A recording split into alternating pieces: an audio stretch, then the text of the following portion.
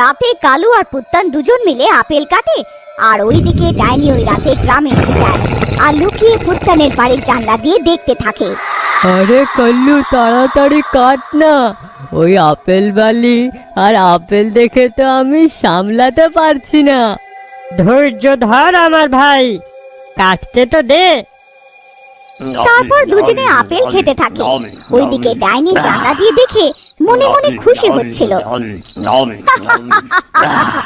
খাও খাও, একবার খাও, তারপর দেখো আমার আপেলের কেরামতি।